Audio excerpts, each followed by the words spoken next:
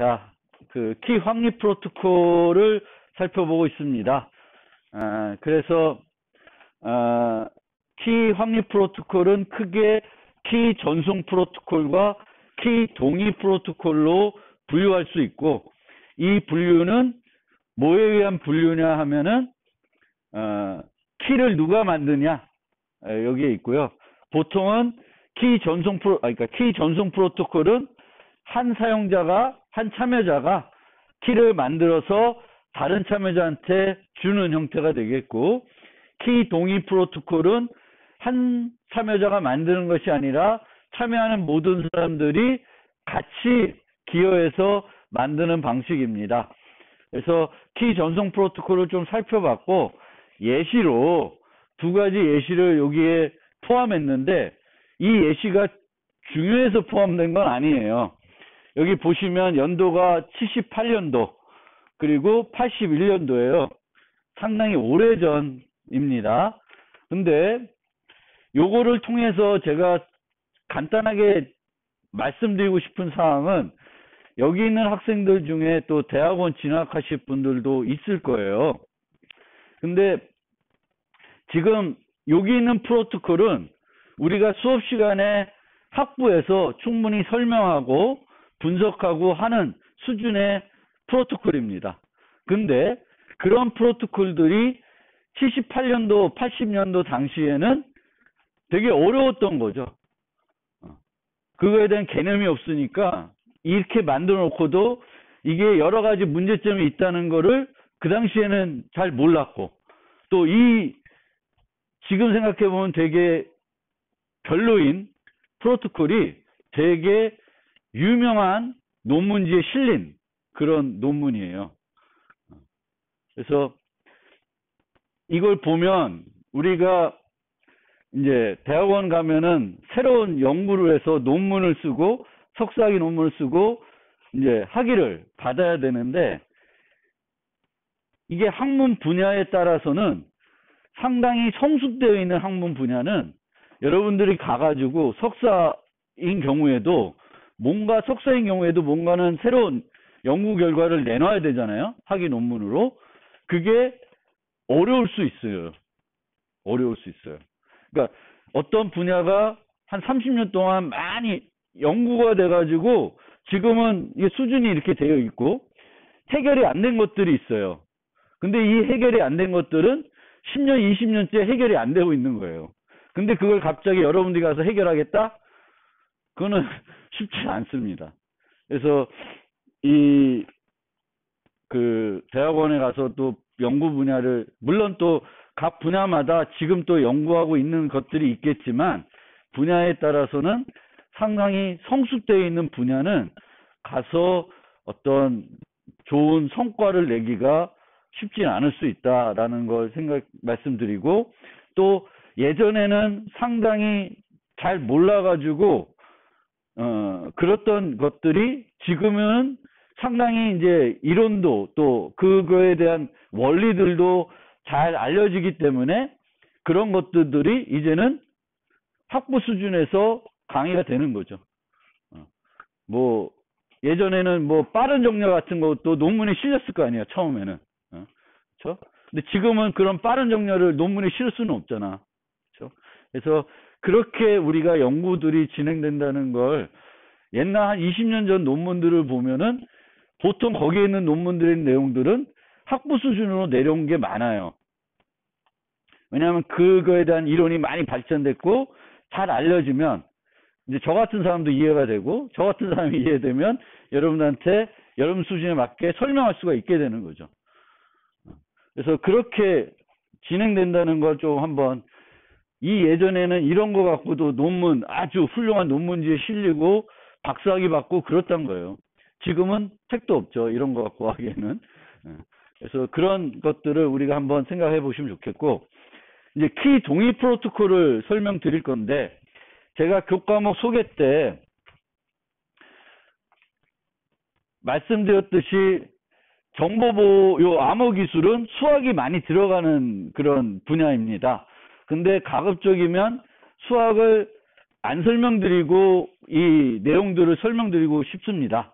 그런데 이 키 동의 프로토콜과 관련해서는 그 수학을 조금 설명 안 하고는 설명하기가 힘들어요.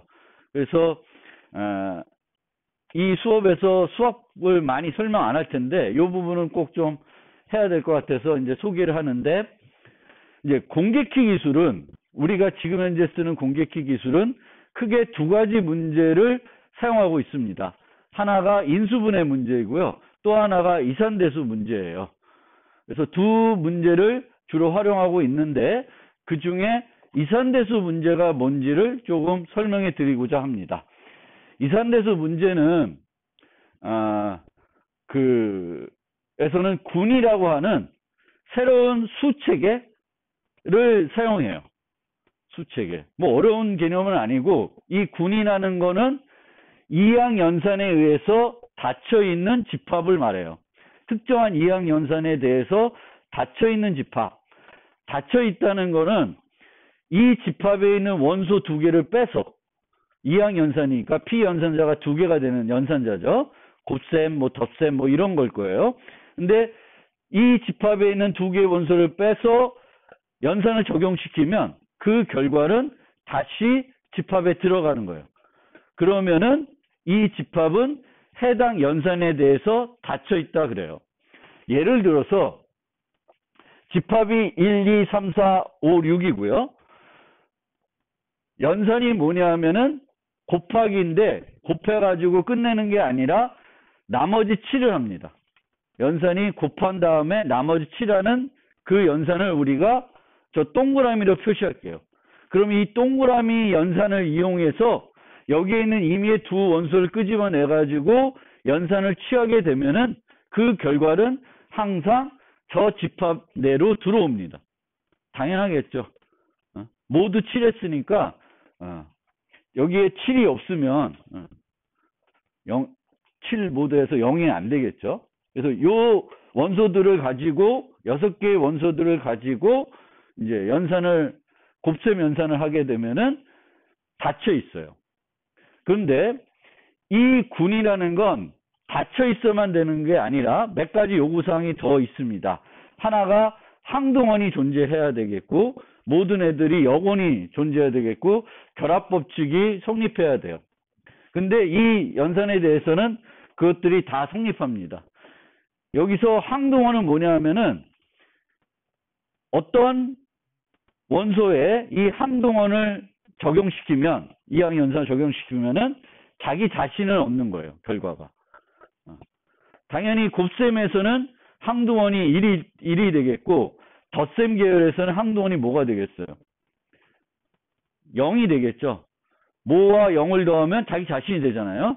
그래서 항동원은 0이 되는데, 얘는 이제 곱셈 계열이니까 1이 항동원이 돼요.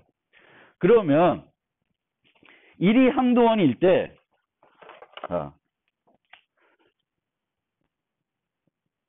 이렇게 돼야 요게 항동원이에요. 모든 원소에 대해서 항동원이 되겠고, 이렇게 되면 A, B를 했는데 결과가 항동원이야. 그러면 B는 A의 역원이 되겠고, A는 B의 역원이 돼요. 여기서는 연산이 하나만 있어요. 곱셈. 근데 보통 곱셈이 있으면 그거의 반대 개념인 나눗셈이 존재를 해야지 우리가 연산하기가 편해지잖아요. 근데 여기서의 나눗셈은 나눗셈이라는 게 없고, 나눗셈 효과를 얻고 싶으면 뭘 하면 되냐면 역원을 곱해주면 돼요. 자, 보세요. 여기 보시면 이런 식이 있어요. 그래서 이 x를 구하고 싶어요. x를. 그러면 양변에 4의 역원을 곱해주는 거예요. 여기서 보면은 2와 4는 서로 역원이에요. 2 곱하기 4는 8이 되겠고, 모두 7하면 1이 되잖아요. 그럼 이 두 개, 2는 4의 역원이고 4는 2의 역원이 됩니다. 그러면 이 양변에다가 2를 곱해주면은 이쪽 부분은 2의 4를 곱한 건 결과값이 뭐가 돼요? 항동원이 되겠죠. 항동원이 x 하면 x가 되겠고, 결과적으로 이 x는 3이라는 수를 얻을 수가 있습니다.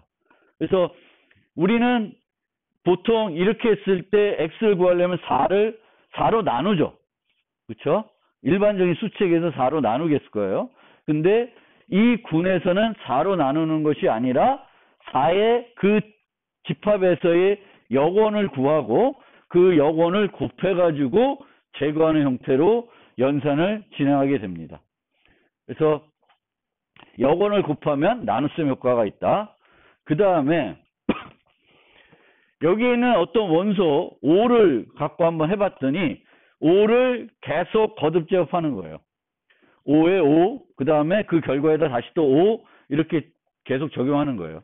그거를 이렇게 거듭 제곱꼴로 나타낼 수 있는데 계속 해보니까 5의 1승은 5고 5의 2승은 4고 5의 3승은 6이고 쭉 계산해 봤더니 여기 있는 원소들을 원래 집합에 있는 원소들을 다 만들어내요.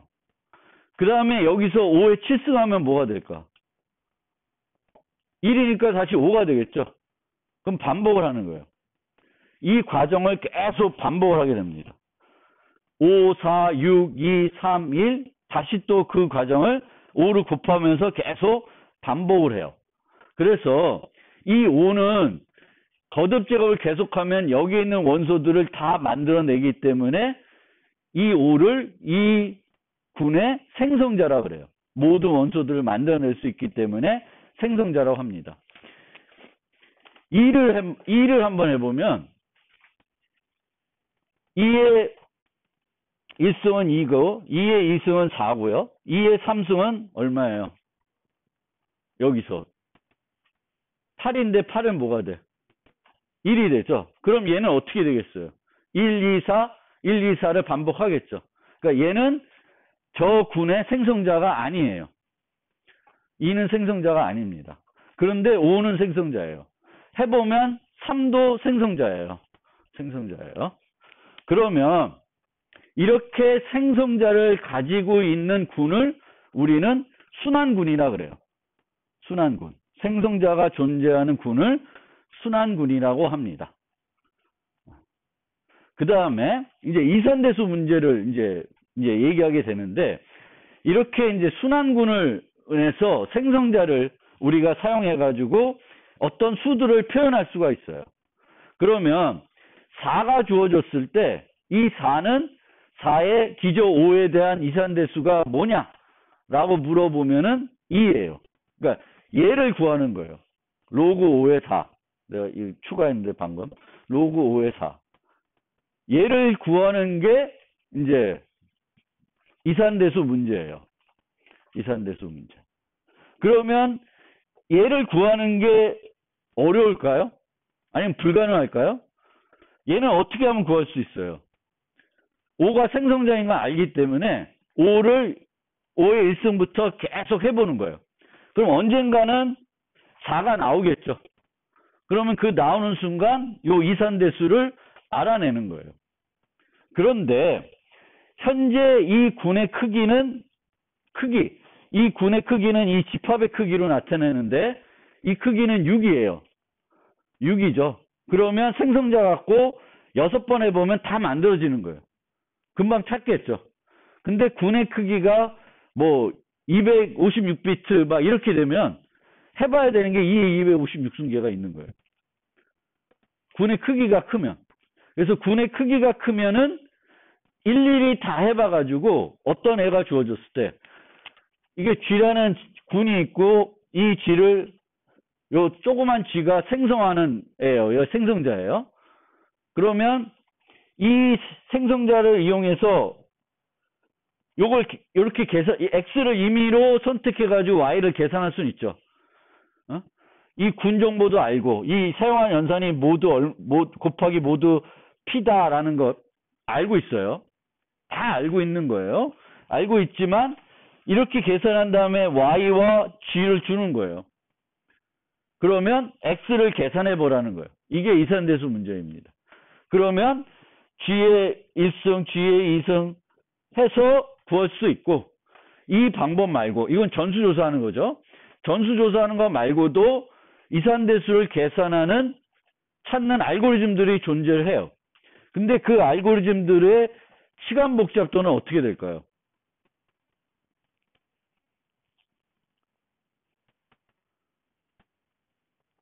이게 어려운 문제지 활용할 거 아니에요? 어려운 문제. 쉬운 문제면은 이거 쓸 수가 없지. 어려운 문제라는 거예요. 인수분해 문제도 마찬가지고 어려운 문제예요. 이게 어려운 문제라는 개념은 우리가 알고리즘 시간으로 돌아가 보면은 우리가 알고리즘 시간에서 효과적인 알고리즘이라는 거는 다차 시간 해결책이 존재하는 거예요. 다차 시간 해결책이 존재하지 않는 문제들은 어려운 문제들이에요. MP 하드 문제들 뭐 이렇게 얘기를 하는데 어려운 문제들이에요. 근데 실제적으로는 이 MP 하드라는 개념이 여러분도 기억하시겠지만 아직 못 찾은 거지 있는지 없는지 증명은 못 하고 있는 거죠. 근데 아마도 없다고 생각하고 있는 거죠. 아직도 풀리지 않은 숙제죠. P가 MP일까 뭐 이런 얘기. 그걸 모르는 거예요. 근데 어쨌든 지금까지는 아무도 이산대수 문제를 다차 시간 해결 못 하고 있어요. 그런데 요 관련해서 1장인가? 2장인가? 한 얘기가 있었죠. 무슨 얘기가 있었나? 요 생각하면. 이산대수 문제, 인수분해 문제. 얘는 어디 가면 해결이 돼? 예, 양자 컴퓨팅 가면 해결이 되는 문제예요. 다차 시간에. 왜 그런지 잘 모르지만 제가 해결이 되는 문제예요. 근데 양자 컴퓨팅이 아니면은 아직까지 효과적인 알고리즘이 발견이 안 된 거예요. 그래서 이 문제는 우리가 충분히 군이 큰 생성자, 군을 사용하게 되면은 이 y가 주어졌을 때, y와 g가 주어졌을 때, 이 y가 g의 몇 거듭제곱이냐, 이 x를 찾는 게 어렵다는 거예요. 시간적으로 못 찾는다는 거예요. 다차 시간 내에 못 찾는 거예요. 그리고 워낙 크기 때문에 안 된다는 거예요. 이게 이산대수 문제입니다. 이산대수 문제. 그래서 이산대수 문제는 이제 뭔지 대략 이해되셨죠? 군의 크기가 매우 커야 되고, 군이 뭔지는 또 설명을 대충 드렸으니까, 물론 곱셈군, 덧셈군 뭐 복잡해 있는데 주로 우리가 많이 쓰는 군이 이 군이에요. 이 군이 뭐냐 하면은 7을 이용했죠. 이 7이 뭐냐 하면 소수예요. 그래서 소수를 선택하게 되면, P를 선택하게 되면은 1부터 P-1로 구성된 집합은 순환군이 돼요. 1-부터 P-1. 그러면 P를 매우 큰 수를 선택하게 되면은 이제 되는 군을 만드는 거죠. 그리고 우리가 사용하는 건 곱셈 모듈러 P 하는 거예요. 근데 연산할 때 곱셈 모듈러 P를 하는데 이 수들이 매우 크니까 걔네들 곱하려면은 비용이 많이 들겠죠. 일반 인트로 나타낼 수 있는 것도 아니고 자바 같은 경우에는 빅 인테저를 써서 나타내고 그거를 이용해서 계산합니다. 그러면 되게 속도가 느리겠죠. 그래서 공개키를 이용하는 연산들이 느린 이유예요. 매우 큰 정수를 가지고 계산을 해야 돼요. 그러면 어떤 사람은 이 X를 알고 있는데, X를 알고 있죠? 물어보는 거예요. X를 알고 있는데 이 X를 이 사람은 이 문제를 해결해서 아는 게 아니에요. 이 사람은 X를 직접 선택해서 Y를 계산하기 때문에 X를 알고 있는 거예요. 근데 그거를 선택하지 않은 사람들은 Y를 주면은 모르는 거지, 못 찾는 거지. 그런 형태가 되겠습니다. 나중에 가면 인수분해 문제도 마찬가지예요. 인수분해 문제는 요런 수를 쓰거든요. 여러 개 뭐 2 있고 작은 소인수가 있는 그런 수를 쓰는 게 아니라 매우 큰 소수 두 개를 곱해서 n을 만듭니다. 그럼 얘를 소인수 분해하려면 p와 q를 찾아야 되는 거죠. 물론 쟤도 1부터 쭉 해서 해보면 찾을 수 있겠지. 루트 n보다는 pq가 작을 테니까 해볼 수 있는데 저 또 pq가 워낙 크니까 지금은 2048비트도 작다 그래서 더 키우죠. 그러니까 얘가 2048이면은 얘는 이 둘은 같은 크기의 수로 만들어요. 1024비트 정도로. 수로 만들어서 n을 쓰는 거예요. 얘가 어디에 쓰이냐면은 RSA는 이 문제를 쓰이는 거예요. 이 문제에서도 어떤 사람은 그 문제를 해결할 수 있어서 해결하는 게 아니라 그 사람은 직접 P와 Q를 선택해가지고 n을 계산한 거예요. 그래서 자기는 갖고 있는데 그거를 n을 쓰더라도 다른 사람들은 그 n으로부터 PQ를 못 계산하는 거죠. 그 사람 갖고 있으니까. 그 사람은 직접 PQ를 선택했기 때문에 그 문제를 그거의 답을 아는 거예요. 그 사람은 뭔가 특출난 재능이 있어서 저걸 해결할 수 있는 게 아니라 그렇습니다. 그러면 이 이산대수 문제를 가지고 키 동의 프로토콜을 만들어 보겠습니다. 이 키 동의 프로토콜은 DP 헬만 키 동의 프로토콜이라 그러고 가장 유명한 프로토콜이라고 보시면 돼요. 최초 공개 키 기술을 소개한 사람들이 DP 헬만이에요. 학술적인 논문에 소개한 사람이 이 DP 헬만이고 그 논문에 소개된 프로토콜이 이 프로토콜입니다. 어떻게 하냐면 둘이 사전에 어떤 군에서 놀지를 약속합니다. 그러니까 이 군을 결정해 놓은 거예요. 둘이. 우리 P 뭐 쓰자. 그러니까 뭐냐, 아까 같은 경우에는 뭐만 주면 되냐면은 G와 P만 알면 돼요. 그렇죠? 그러면 군이 정의되는 거예요. P가 결정이 되면은 어떤 연산을 쓸지 아는 거죠. 곱하기 모듈로 P 하는 거니까 연산은. 그리고 그때 G가 하나 있는 건 아니죠. 그 군의 생성자가 하나가 아니라 여러 개가 있을 수 있어요. 아까도 보면은 5도 생성자고 3도 생성자예요. 근데 2나 4는 생성자가 안 돼요. 1은 당연히 생성자가 안 되겠죠. 1 거듭제곱 해보자 계속 1밖에 더 나와. 그러니까 1은 생성자가 될 수가 없어요. 그런데 생성자가 하나만 있는 건 아니니까 여러 개 있을 수 있으니까 P를 하나 선택하고 P의 생성자 G를 선택한 다음에 우리 이거 쓰자라고 한 거예요. 그러면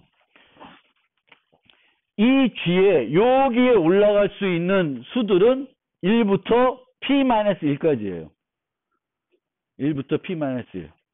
다른 수가 올라갈 수 있는데 P보다 큰 수가 올라갈 수 있는데 걔는 얘네들과 중 하나와 똑같아요. 우리가 5에 1승, 2승 쭉 하다 보면 6승 되면은 1이 되고 5에 7승 하면 다시 반복이 되죠.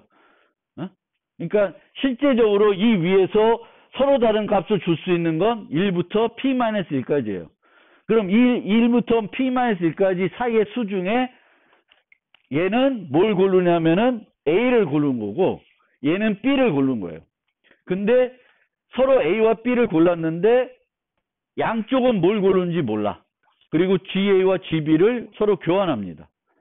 그러면은 중간에 있는 사용자들은 이 값들을 보더라도 뭘 계산 못해요. 이산대수 문제가 어렵기 때문에 G를 알아도 G와 P를 알아도 A를 계산 못해요. A를 알 수 없어요. B를 알 수가 없습니다. 그러면 이 두 사용자는 그 다음에 뭘 하냐면 요 GA와 GB를 교환한 다음에 얘는 받은 거에다가 자기가 선택한 A로 거듭 제곱해요. 그럼 그 값이 뭐가 돼요? G의 AB승이 되겠죠. 반대쪽에도 받은 GA에다가 자기가 선택한 B로 거듭 제곱을 합니다. 그러면 결과가 G의 AB승. 둘 다 똑같은 값을 계산할 수 있어요. 그런데 이 프로토콜을, 이 메시지를 확보한 사용자들은 저걸 계산 못합니다. 왜? 이산대수 문제가 어렵기 때문에 그렇습니다. 기본적으로. 그런데 이산대수 문제가 어려우면은 A와 B를 계산 못하는데 이산대수 문제 말고 추가적으로 우리가 생각해 봐야 될 문제가 있습니다. 첫 번째 문제는 결과적으로는 요 두 개를 가지고 뭘 계산해야 되냐면 GAB를 계산해야 되는 거죠. 이산대수를 계산할 수 있으면 저거 할 수 있어요. 그런데 이산대수를 계산하지 않고도 할 수 있는 방법이 있을 수 있죠. 모르지 우리는. 그게 아직 발견된 건 없는데 그게 있을 수 있어요. 그거를 우리는 DP-헬만 계산 문제라고 그래요. 그러니까 GA와 GB를 줬을 때 뭘 계산하라고 그러냐면 G의 AB승을 계산하라 그래요. 그래서 저걸 계산할 수 있으면 이 프로토콜은 깨지는 거예요. 왜냐하면 앨리스와 밤 말고도 다른 사용자들도 이 값을 계산할 수 있습니다. 이 값은 누구와 누구만 계산할 수 있어야 돼? 앨리스와 밤만 계산할 수 있어야 되고 다른 사람 계산 못 해야 돼. 그래서 이 문제가 깨지면 이게 어떤 효과적으로 이 문제를 해결할 수 있으면 안 되는 거죠. 당연히 이산대수 문제가 해결되면 이 문제 해결할 수 있습니다. 그 다음에 보통 우리가 계산 문제가 있으면 거기에 대응되는 결정 문제가 있어요. 그래서 결정 문제는 항상 답이 뭐예요? yes 아니면 no예요. 맞냐 틀리냐. 그래서 결정 문제는 뭐가 되냐면 GA, GB, GC가 주고 이 GC가 GAB와 같은지 판단하는 문제예요. 얘를 할 수 있어도 얘를 계산할 수 있는 확률이 높아지는 거예요. 바로 할 수 있다는 건 아니고. 그러니까 흐름이 어떻게 되냐면 이산문제 문제를 해결할 수 있으면 DPL만 문제를 해결할 수 있고 DPL만 문제를 해결할 수 있으면 DPL만 결정 문제를 해결할 수 있죠. 얘를 결정할 수 있으면 요거 주어졌을 때 얘 계산한 다음에 얘가 얘랑 같은지만 보면 되죠. 그러니까 얘를 풀면 얘는 당연히 풀리는 거예요.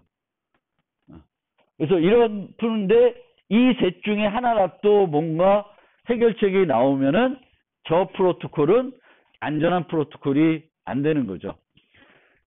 결과적으로는 우리가 이제 키 동의 프로토콜은 뭘 확립하는 프로토콜이냐면 세션 키를 확립하는 건데 이 세션 키라는 거는 두 사용자만이 알고 있는 랜덤한 값을 확보하는 일이에요. 근데 이 과정을 통해서 둘만 아는 비밀 정보를 확보했죠. 그 비밀 정보가 뭐예요? GAB 승이에요. GAB 승은 이 두 사용자 외에는 계산을 못합니다. 그리고 이 GAB를 결정하는 데 있어서 앨리스와 밥이 똑같은 기여를 하고 있어요. 똑같은 기여를 하고 있어요. 앨리스도 G의 A승 하나의 군값 제시했고 반대쪽도 군값을 하나 제시해가지고 그 두 개 값을 이용해서 비밀 정보를 계산하고 있습니다. 그러면 이 G의 AB승을 바로 우리가 세션 키로 쓰는 건 아니고 이 G의 AB를 키 유도 함수라고 하는 게 있는데 보통 해시 함수로 만들어진 함수예요. 그럼 거기다 넣으면 내가 필요한 게 128비트 키다. 그럼 128비트 키를 만들어 줍니다. 얘를 뭐 랜덤 함수의 seed처럼 활용해 가지고 요 G의 AB승을 요 함수에 넣으면은 128비트 키를 줘요. 만약 내가 128비트 키 하나만 필요한 게 아니라 128비트 대칭 키가 하나 필요하고 128비트 맥 키가 필요하다. 인증 암호화해야 돼서 두 개 키가 필요하다. 그러면 키 유도 함수에 넣고 256비트 받아서 반쪽에서 쓰면 돼요. 그래서 키 유도 함수는 내가 필요로 하는 키들을 어떤 비밀 정보로부터 만들어주는 거예요. 하나가 아니라 필요한 만큼 만들어줄 수 있습니다. 그래서 이게 이제 키 동의 프로토콜인데 이 경우에는 서버도 쓰지 않고 있죠. 서버가 아니라 이 당사자들 간에 메시지를 교환해서 키를 확립하고 있습니다. 그래서 키 동의 프로토콜은 이렇게 보통 그 공개키 기술을 쓰고 자체 강화 방식으로 되어 있어요. 그래서 지금까지도 가장 많이 쓰는 키 동의 프로토콜이 바로 DP-헬만 프로토콜이에요. 지금 TLS 1.3부터는 얘를 쓰도록 의무화하고 있어요. 다 얘만 쓰는 거예요. 그러니까 얘는 되게 오래전에 만들어진 건데도 지금까지도 얘를 기본적으로 씁니다. 키 확립할 때. 근데 다음 노트에서 설명드리겠지만 이렇게만 하면은 문제가 있어요.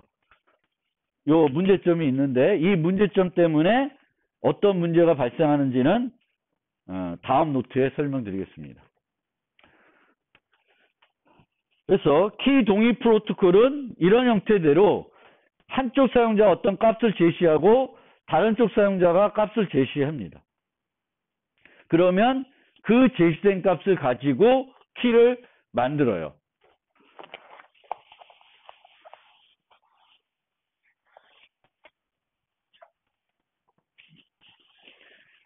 그러면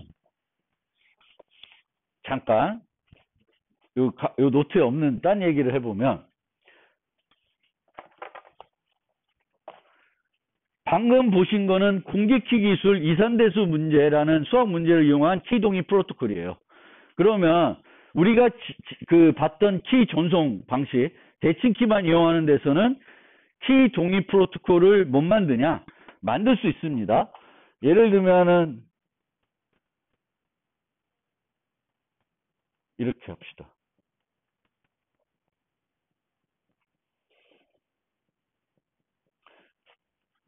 제대로 된 프로토콜인지는 모르겠는데 흉내만 내볼게요.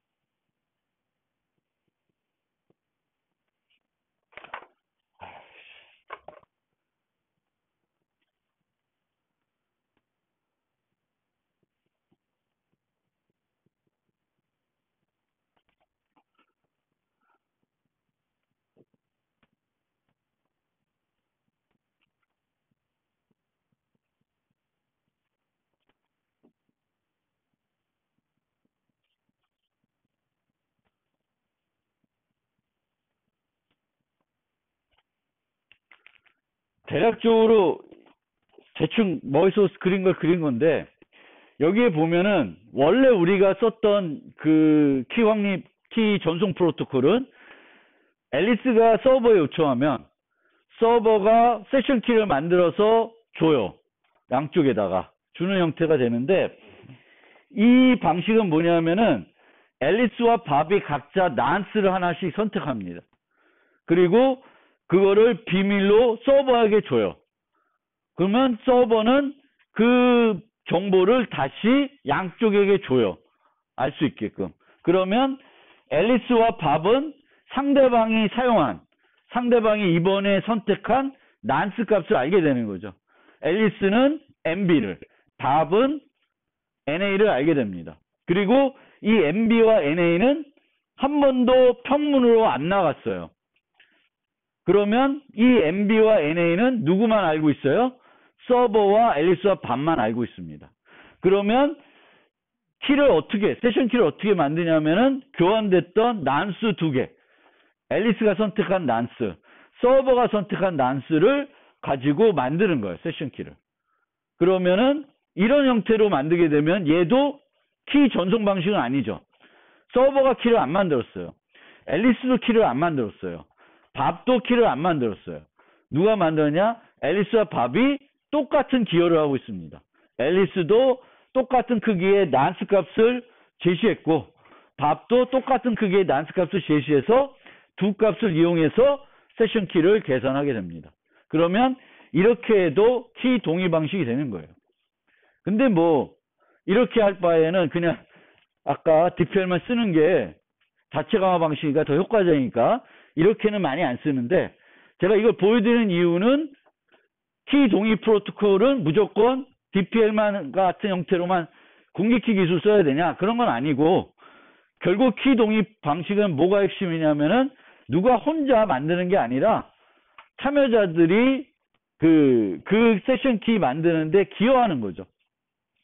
그래서 이런 식으로 만들 수도 있다라는 걸 하나 말씀드리고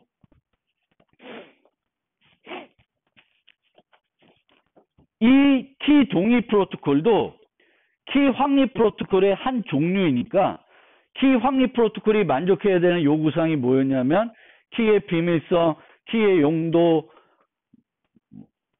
키 확인, 키 최근성 뭐 이런 것들이죠.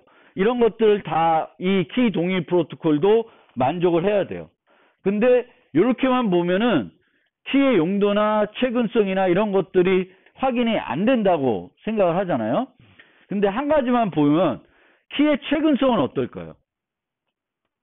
키의 최근성은 이 키는 내가 이번에 만든 랜덤한 값을 이용해서 만들어요. 그쵸? 그러니까 이 경우에는 별도 난스나 이런 거를 사용하지 않더라도 내가 세션 키를 만들 때, 그 세션 키를 만드는 비밀 정보를 만들 때 A라는 값을 이용해서 만들고 있습니다. 그럼 내가 랜덤하게 이번에 처음 사용한 A라는 값을 이용하게 되면은 저 값은 이번에 처음 만들어지는 값일 수밖에 없어요. 이전에 만들어질 수 없어요. 답이 무슨 값을 선택하든지 상관없이 내가 이번에 A를 선택했기 때문에 내 입장에서는 이 만들어진 세션 키는 최근에 만들어졌다고 확신할 수 있습니다. 내가 이번에 만들었으니까 내가 만든 난스 갖고 만들었기 때문에 할 수 있습니다. 그래서 예전에 이것처럼 뭔가 난스나 타임스탬프를 이용해서 교환된 값의 최근성을 보장하지 않아도 내가 선택한 값이기 때문에 내 스스로는 이 값이 최근에 만들어졌다고 확인할 수 있습니다. 그래서 그런 식으로 이 키 동의 프로토콜도 키 확립 프로토콜과 마찬가지로 똑같은 요구사항을 만족을 해야 되지만 그게 조금 다르게 나타난다는 거예요. 이 방식 때문에 사용하는 키의 최근성을 확인하는 방법도 예전하고 같지 않다는 거죠. 예전에는 난스나 타임스탬프 같은 걸 썼지만 지금은 굳이 안 써도 그거 가지고 저 GA 자체가 난스 역할을 하는 거죠. 이번에 처음 사용한 값이기 때문에 난스 역할을 자체적으로 할 수 있다는 거예요. 그런데 이런 키 전송 프로토콜, 키 동의 프로토콜은 키 전송 프로토콜에 없는 새로운 요구사항들이 생깁니다. 특성이 달라지기 때문에 새롭게 고려해야 되는 요소들이 있어요.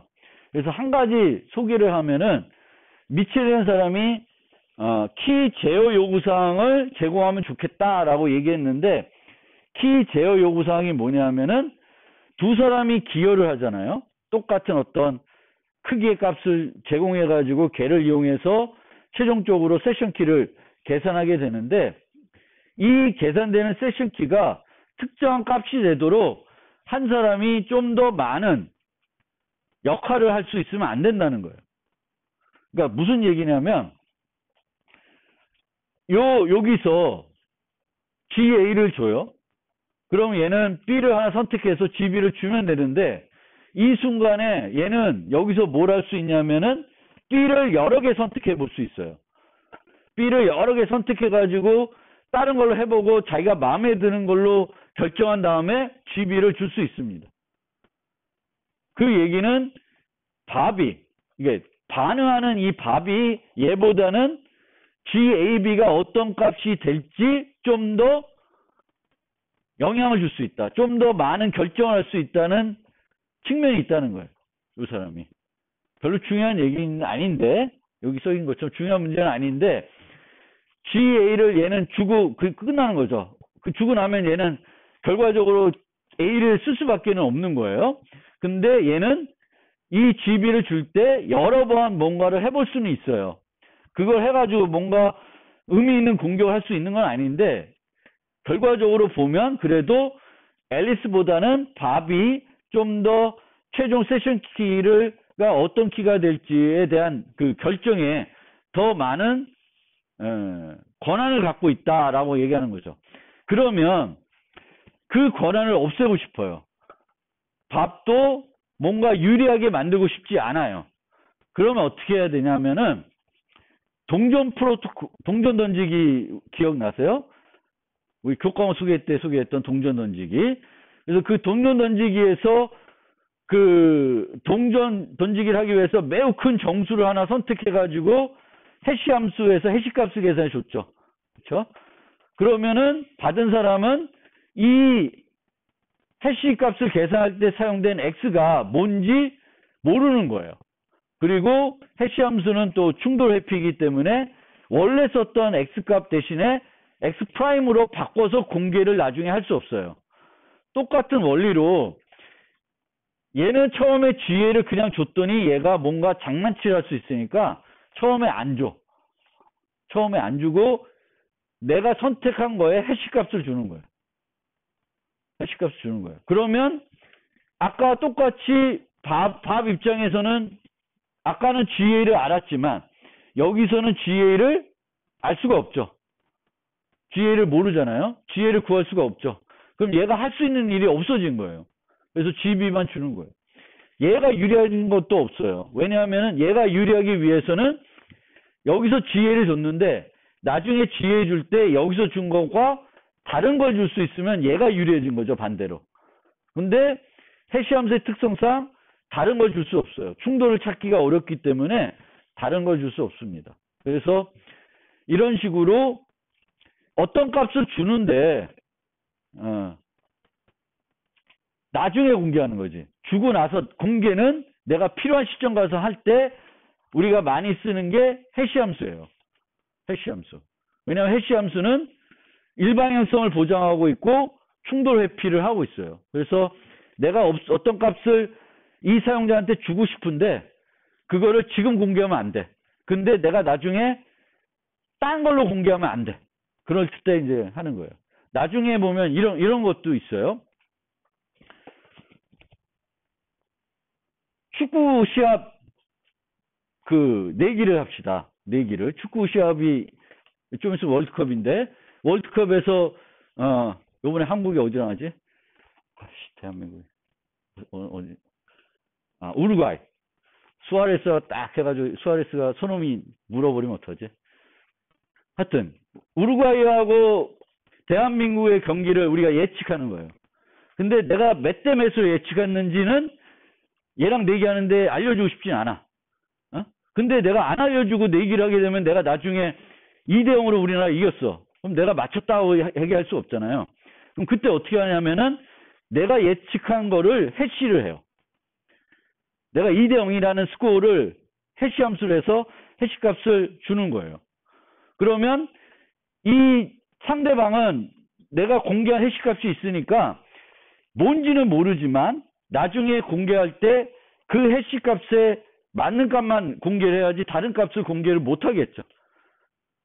그러면 그럴 때 이제 쓸 수 있는 거예요. 그러니까 어떤 약속을 하고 싶은데 그 약속할 시점에는 제시하지 않고 나중에 제시하는데 그 나중에 제시할 때 최초에 내가 어떤 약속한 값이 아니라 다른 값으로 공개를 못 하게끔 하고 싶을 때 이제 쓸 수 있는 게 해시 함수예요. 그런데 아까 그 축구 경기에서 2대 0이라는 스코어를 우리가 예측해서 해시했다 그랬잖아요. 그럼 그거의 문제점은 뭘까?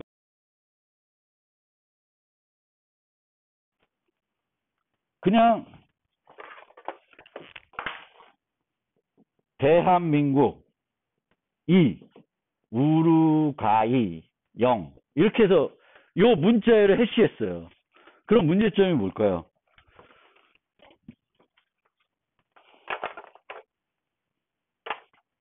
원래 의도는 내가 2대 0으로 예측했는지 모르게 하고 싶은 거잖아요. 근데 2대 0으로 예측했는지 알아낼 수 있죠. 어떻게 하면 알아낼 수 있어요? 얘 해시값만 준 거예요. 내가 요거에 해시값만 줬어요. 그럼 어떻게 알아내면 돼?